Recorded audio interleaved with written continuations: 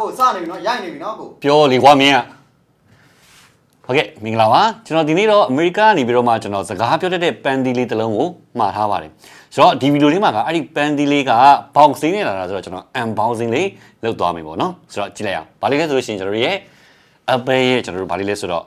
HomePod mini လေးပဲဖြစ်ပါတယ်ဒါလေးကိုကျွန်တော်တို့ unboxing လေးကြည့်လိုက်အောင်โอเคကျွန်တော်တို့မဖောက်ခင်မှာဘူးလေးရဲ့ဒီဇိုင်းလေးကြည့်လိုက်အောင်ဆိုတော့ဒါလေးကဘာလေးနဲ့တူလဲဆိုတော့ကျွန်တော်တို့ပန်းသီးကိုလေကျွန်တော်တို့အပြင်ကနေဖော်လေးနဲ့ခံထားတဲ့ပုံနဲ့မတူလိုက်ရုပ်နဲ့ကြည့်လိုက်နော်ဆိုတော့အတွင်းပိုင်းမှာတော့ဘယ်လိုလာမလဲတော့မသိသေးဘူးကျွန်တော်ဖွင့်ကြည့်မယ်โอเคဆိုတော့ဒီဘက်အောက်မှာသူစာရေးထားတာလေးတွေရှိသေးတယ်ဘာတွေရေးထားလဲဆိုတော့ Siri how you get the thing done from anywhere in the room ဘာညာတက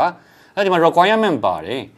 require က iPhone SE တို့မဟုတ် iPhone 6s or later ဆို 6s နောက်ပိုင်း model တွေပဲ support ပေးမယ် 6s ရှိကကျွန်တော်တို့5 to 4တော့မရတော့ဘူးပြီးလို့ရှိရင်ကျွန်တော်တို့ iPad Pro iPad Go 5 generation or later တဲ့ iPad Air 2 or later iPad mini 4လည်းရမယ်ဆိုတော့နောက်လို့ရှိရင်iOS အနေနဲ့တော့ iOS 14မှာသူ supporting ပေးလိမ့်မယ်ထင်တယ်သူရေးထားတာကနောက်ဆုံး latest ပေါ့နော် latest iPad OS ဆိုပြီးသူရေးထားတယ်ဆိုတော့ okay ပါဆိုတော့ဒါလေးကတော့ဒီလိုလေးတွေရှိတယ်ရေးထားပြီကျွန်တော်တို့ဖောက်တာလေးစလိုက်ရအောင်ပေါ့နော်စပြီးတော့မှဖောက်မယ်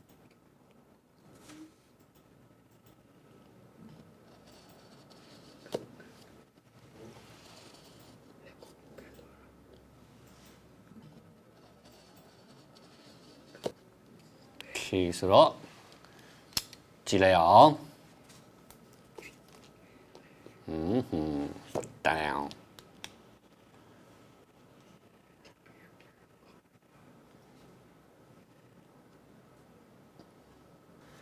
โอเคဆိုကြာသွားပြီဆိုတော့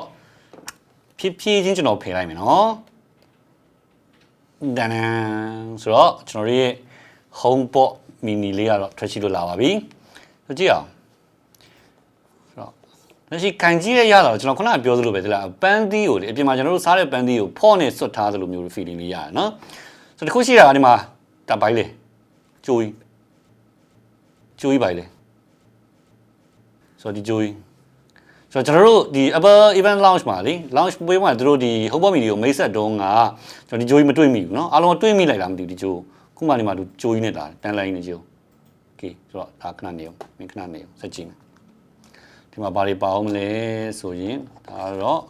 ဘာမဟုတ်ဘူးချက်ပြားကြီးပဲโอเคဆိုတော့ဒီကောင်လေးကဘာလေးလဲဆိုတော့ဟမ်တွေ့လားဘာလေးလဲဆိုလို့ရှိရင်ကျွန်တော်တို့ adapter လေးပါသေးတယ်ဆိုပဲ what ဆိုတော့ iPhone 12မှာတော့မထည့်ပေးတဲ့ adapter ကိုသူက HomePod mini မှာထည့်ထားပေးသေးတယ်ဆိုတော့ခေါင်းကတော့ 3 pin တိုက်နော်3 pin ခေါင်းလေးဆိုတော့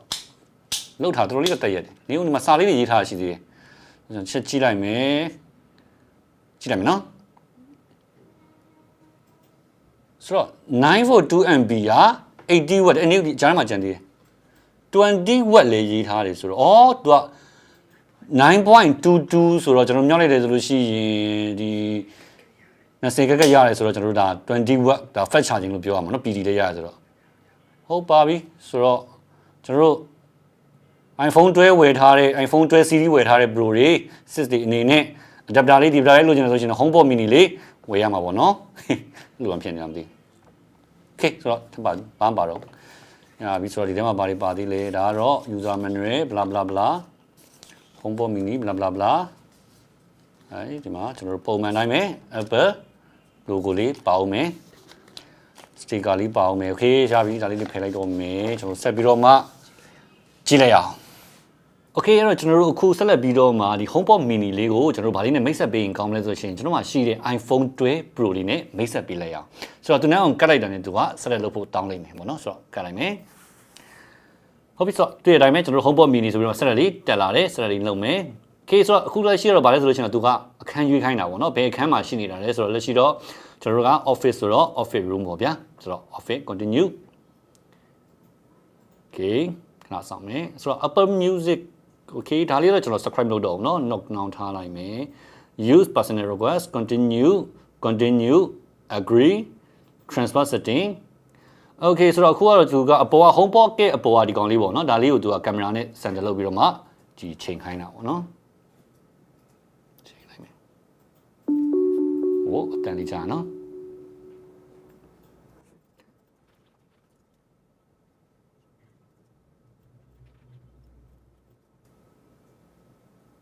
Okay ခုတော့ကျွန်တော်ရဲ့ Apple ID password မေးပြီဆိုတော့ကျွန်တော် password လေးချိန်လိုက်ပါအောင်မေး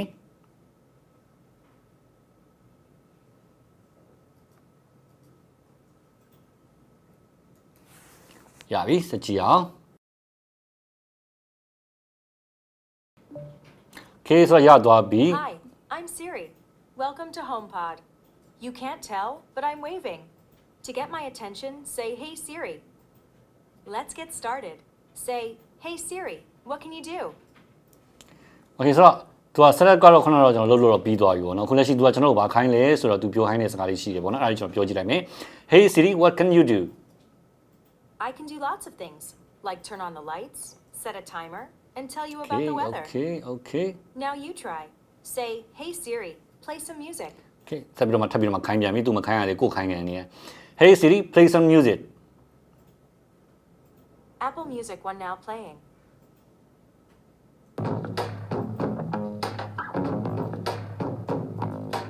Hey Siri start the music Okay ဆိုတော့ခုနကသူ play သွားတာကကြိုက်လားမသိဘူးเนาะ Apple Music 1ကနေပြီးတော့မှသူ play နေတယ်ဆိုပြီးတော့ပြောသွားတယ်ဆိုတော့ကျွန်တော်တီးသားတလောက်ကကျွန်တော်တို့ဒီ Apple Music ထဲမှာရှိနေတဲ့ music library ပေါ့နော်ကျွန်တော် iPhone ထဲမှာရှိနေတဲ့ music library ရဲ့တခြင်းတွေကိုတော့သူ play လို့မရဘူးထင်တယ်ပေါ့နော်ဆိုတော့ကျွန်တော်စမ်းကြည့်လိုက်မယ်အဲ့ဒါလေးကိုနော် music library ထဲမှာဆိုရင်ကျွန်တော်ဗာတခြင်းတွေရှိမလဲဆိုရင် library ထဲမှာ okay Hotel California ရှိတယ်နော်အဲ့ကောင်လေး play ကြည့်အောင် Hey Siri play Hotel sorry Hey Siri I didn't find Hotel Caliph on Apple Music. ဆိုတော့တည်ရနော်ဆိုတော့ဒီမှာလက်ရှိကျွန်တော်ရဲ့ music library ထဲမှာ Hotel California တွေမှာပြထားတယ်ရှိတယ်နော်ဒါပေမဲ့ तू ကရှာမတွေ့ဘူးလို့ပြောတယ်ဆိုလိုချင်တာကလက်ရှိ तू play နေတာက Apple Music 1ကနေတစ်ဆင့် तू က play နေတယ်ကျွန်တော်ရဲ့ iPhone ကနေတစ်ဆင့် तू က play နေတာတော့မဟုတ်ဘူးဒီတစ်ချက်တော့ရှိတယ်ဒါလေးတော့သိထားစေချင်တယ်ပေါ့နော်ဒါတစ်ခုရှိတယ် Okay ပါဟုတ်ပါပြီဆက်လက်ပြီးတော့ကျွန်တော်တို့သူ့ကို voice command နဲ့ဘာတွေခိုင်းလို့ရမလဲဘာတွေမေးလို့ရမလဲဆိုတော့တစ်ချက်တော့စမ်းကြည့်လိုက်အောင်အဲ့တော့အရင်ဆုံးလက်ရှိသူ့ရဲ့ volume level ဘယ်လောက်ရှိလဲဆိုတော့သိချင်တော့သူ့ရဲ့ volume level ဘယ်လောက်လဲဆိုတော့ကျွန်တော်ချက်မေးကြည့်လိုက်မယ် Hey Siri what is the current volume level now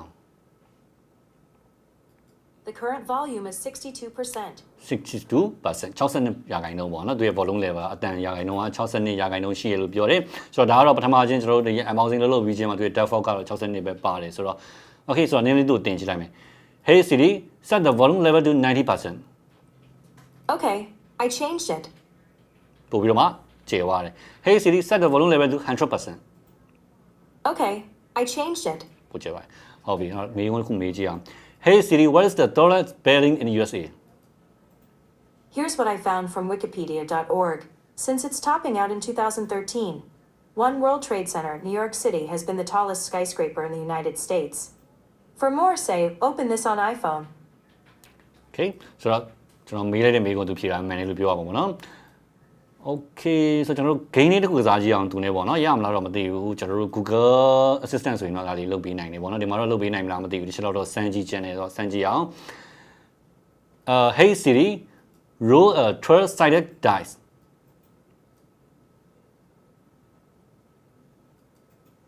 nothing respond Hey Siri roll a 12-sided die Rolling. It's 6 this time. wow rolling နဲ့ကျွန်တော်ပြောရတာသူ့ကိုဒီပေါ့နော်ကဲဟိုအတော်လုံးတစ်လုံးကိုလှည့်ခိုင်းနေတာပေါ့နော်လှည့်တော့သူအခုဒီခါတော့နံပါတ်6ကျပါတယ်တဲ့ဟုတ်ပြီဆက်ပြီးမှစမ်းကြည့်အောင်နဲ့ general knowledge မွေးမေးခွန်းနေမိကြ Hey Siri what is the surface temperature of the sun According to solarviews.com, the sun's outer visible layer is called the photosphere and has a temperature of 6,000 degrees Celsius, 11,000 degrees Fahrenheit. Okay thank you Okay ဆိုတော့ဒါကတော့လက်ရှိ Siri ကိုကျွန်တော် voice recommend နဲ့ကျွန်တော်တစ်ချက်စမ်းကြည့်တဲ့ဟာလေးတွေပေါ့နော်ဆက်ပြီးတော့မှကျွန်တော်ဒီ music player တွေ speaker လေးဆိုတော့ music တချို့အပိုင်းလေးတွေကျွန်တော်စမ်းကြည့်အောင် Spotify နဲ့ဘယ်လို play မလဲကျွန်တော်ဆက်ပြီးတော့မှဒီ Apple iPhone ကိုကျွန်တော်တို့ဒီနောက်နဲ့ကတ်လိုက်တယ်ဆိုလို့ရှိရင် music play လို့ရတဲ့ function လေးတွေပါတယ်လို့သိရတယ်ဆိုတော့အားလေးချက်လောက်ကြည့်လိုက်အောင်အဲ့တော့ကျွန်တော်တို့ချင်းတချို့တစ်ချက်လောက် speaker လေးအတန်ထွက်ကဘယ်လိုရှိလဲဆိုတော့စမ်းကြည့်လိုက်အောင်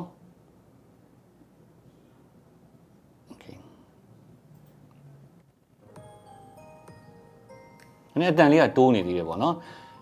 Hey Siri turn up the volume to 80%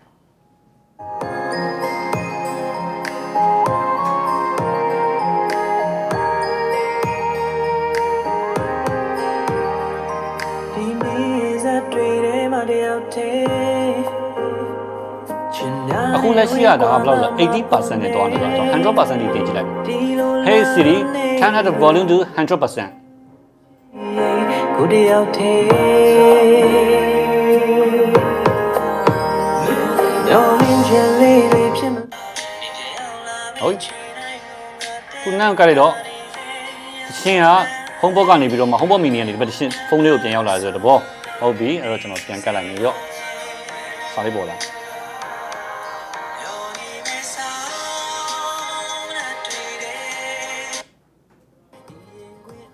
ဒီလေးရောက်သွားပြီ Hey Siri turn up the volume to 90%. That's very loud. Are you sure? Sure? ပြန်လာခဲ့ရော်ဒီနေဆောင်နဲ့တွေ့တယ်ဒီရဟာတဲ့တင်ရှိနေ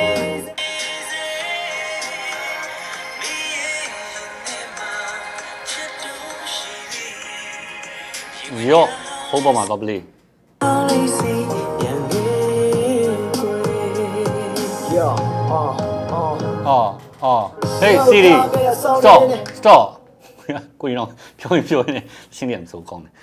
ဟုတ်ပြီဆိုတော့ဒါလေးတော့ကျွန်တော် audio လေးစမ်းကြည့်တာပေါ့နော်အပေါ်မှာဒီမှာဗာလေးပါသေးလဲဆိုလို့ရှိရင်ခုမှဆိုလို့ရှိရင် volume ပေါင်းရယ် volume minus ရယ်ပါသေးတယ်ဆိုတော့ခဏကတရှင်းဝယ်ထပ်ပြီးတော့ play ချင်တယ်ဆိုလို့ရှိရင်ကျွန်တော်တို့ကဒီအပေါ်ကအလဲတော့ကိုကျွန်တော်နေတိုင်းတော့ပြန်ပြီးတော့မှ play တယ်ဒီဘငါမကြောင်းရင်မဲ့အေးစနေတဲ့ဒီခုံတန်းနေမဟောင်းချင်လဲငါမတော်လွမ်းတဲ့ချင်းတွေမြောက်ပေါင်းနေဖွဲ့ Hey Siri stop Okay ဆိုတော့ကျွန်တော်တို့အခုစမ်းပြီးသွားပြီဆိုတော့သူ့ကို first impression လေးကျွန်တော်ပြောကြည့်အောင်ပေါ့နော်နံပါတ်1အနေနဲ့ audio ဘိုင်းမှာကအကောင်လာသေးတာပေါ့နော် bass တန်ရောတခြားအတန်တွေကတော်တော်လေးကိုလုံးလုံးလောက်ရှိတယ်အဆင်ပြေတယ်ကောင်းတယ်ဆိုတော့အဲ audio ဘိုင်းလေးတော့ကျွန်တော်တို့ဘောကြည့်မယ်အဲ bass ဆိုရှင်လုံးလုံးလေးနဲ့ချစ်ချစ်လေးပဲနားထောင်ရတာဘယ်လိုပြောမလဲမိုက်တယ်ဗျာတခုရှိရပါတော့နော်နောက်တစ်ခုကတော့သူ့ရဲ့ build quality ကကျတော့ဘယ်လိုရှိလဲဆိုရှင်တော့တကယ်အပြင်မှာပေါ့နော်ကျွန်တော်တို့ဒီပန်သီးတွေပါတယ်တောက်ဝယ် CD Mark ကပန်သီးတွေပါတယ်တောက်ဝယ်တယ်ဆိုလို့ရှိရင်ကျွန်တော်တို့အပြင်ကနေတော့ကျွန်တော်တို့ဟိုလိုလေးဟိုဖော်လေးနဲ့လေထုတ်ထားတဲ့ပုံစံမျိုးလေးကိုကန်ရတဲ့အရာလေးအဲ့လိုအရာလေးဆိုတော့ဒီဘေးကအသားလေးတွေကအဲ့လိုအရာလေးရှိတယ် quality ကတော်တော်လေးကိုကောင်းတာတော့တွေ့ရတယ် build quality တခုရှိတာက build နဲ့ပတ်သက်ပြီးတော့မှသူက build quality ဆိုတော့ဒီကြိုးကြီးပါနေတာပေါ့နော်ဆိုတော့ကျွန်တော် Apple event မှာတော့ဒီကြိုးကြီးမတွေ့မိဘူးလားပေါ့နော်တို့ခုံအောင်ထဲမှာသူများဖြစ်နေလားပေါ့နော်ဆိုတော့အဲ့တော့ဒီအကြီးပါနေကြတယ်တေချာဘောက်ကတော့ဘာဖြစ်လဲဆိုတော့ဟို portable မဖြစ်တာတော့တေချာတယ်ကျွန်တော်တို့ခီးတွေပါတွားတေသွားမယ်ဆိုလို့ရှိရင်တိတ်အဆင်မပြေဘူးဒီကြိုးကြီးနေပြလို့ရှိရင် adapter လည်းပါရအောင်မဟုတ်ဆိုလို့ကျွန်တော်ကအထင်းမှာ battery battery မပါဘူးပေါ့နော်ဆိုတော့ဒါလေးတစ်ခုရှိတယ်နောက်တစ်ခုအနေနဲ့ကောင်းတာတစ်ခုကတော့ကျွန်တော်တို့ဒီ iPhone 12 series မှာမထည့်ပေးတဲ့20W fast charging ကို HomePod mini မှာထည့်ပေးထားတယ်ဆိုတော့ဒီ HomePod mini လည်းဝယ်ထားမယ်အခုမှလည်း iPhone 12 series ရဲ့တစ်ခုခုရှိတယ်ဆိုလို့ရှိရင် fast charging ရတယ်ကျွန်တော်တို့ခုနက adapter လေးပါလာမှာဆိုတော့အဲ့ဒါလေးကတော့ပြောရင်တော့အဆင်ပြေတယ်လို့ပြောရမှာပေါ့နော်နောက်တစ်ခုရှိတာကကျွန်တော်တရှင်းတွေကိုလေခုန sample ကြီးတဲ့အနေထားမှာသူ play နေတဲ့ music တွေကဘယ်ဟာကို play နေဆိုတော့ Apple Music One ကို play နေတာဆိုတော့ကျွန်တော် music library ထဲမှာရှိနေတဲ့တခြင်းတချို့အင်္ဂလိပ်တခြင်းတချို့ရှိတယ်ဗျာဟိုHotel California တို့ဘာလို့ညလို့ရှိရင်ကျွန်တော်အဲ့ဒါကိုတွားပြီးမှသူ့ကို voice command နဲ့ဘယ်တခြင်းကိုဖွင့်ပါဆိုပြီးမှတွားတော့ခိုင်းလို့တော့မရဘူးဒီချက်တော့ကျွန်တော်တွေ့တယ်ပေါ့နော်နောက်တစ်ခုတော့အခုတည်းကတော့သူ့မှာကဒီ Spotify ကိုတော့ Spotify မပေးသေးဘူးနောက်ကျရင်တော့သူ Spotify ကိုSpotify ပေးမယ်လို့တော့ပြောထားတော့ရှိတယ်ဒီတစ်ချက်ရှိတယ်နောက်တစ်ခုအနေနဲ့ကျွန်တော်တို့ဒီ HomePod mini ကိုသုံးမယ်ဆိုလို့ရှိရင်အိမ်မှာဘာရှိဖို့လို့ဆို Wi-Fi ရှိဖို့လိုတယ် Wi-Fi ရှိဖို့လိုတဲ့အပြင်အဲ့ဒီ Wi-Fi ကလည်း line ကအတော်အသင့်ကောင်းမှအဆင်ပြေလိမ့်မယ်ဒါမှမဟုတ်လို့ရှိရင်ဟိုဂျားထဲမှာလေဟို latency တွေများပြီးတော့မှသူကအလုံးမလုံးတာတွေဖြစ်တတ်တယ်ကျွန်တော်စမ်းကြည့်နေအဲ့ဒါလေးတွေတွေ့ရပါတယ်ဟုတ်ပါပြီဒါလေးတော့ကျွန်တော်တို့ HomePod mini ရဲ့ first impression and unboxing video ပဲဖြစ်ပါတယ်အကယ်၍ full review ကိုစိတ်ဝင်စားရဆိုချင်တယ်ကျွန်တော်တို့အောက်က comment box မှာဝင်ရောက်တောင်းဆိုလို့ရပါတယ်ဟုတ်ပါပြီဆိုတော့နောက်တစ်ခုရှိသေးတယ်ဘာရှိလဲဆိုရှင်တော့ Google ကနေထုတ်ထားတဲ့ Google Home Mini လေးရှိသေးတယ်ဈေးတန်းကတော့သူနဲ့တော့တော်တော်လေးကွာတယ်ပေါ့နော်ဆိုတော့အဲ့နှစ်ခုကိုလည်းအကြည့်သိချင်တယ် comparison လေးသိချင်တယ်ဆိုလို့ရှိရင်လည်း Google Home Mini နဲ့ဟောဒီ Apple HomePod mini လေးကို comparison လေးလုပ်ပေးပါဆိုလို့ရှိရင်လည်းကျွန်တော်တို့ Animal TV ကနေပြီးတော့မှလုပ်ပေးဖို့ရှိပါတယ်အောက်က comment box မှာလည်းဝင်ရောက်ပြီးတော့မှတောင်းဆိုလို့ရပါတယ်ဆိုတော့ဗီဒီယိုလေးကိုအဆုံးထိကြည့်ပေးတဲ့အတွက်အားလုံးကိုကျေးဇူးတင်ပါတယ်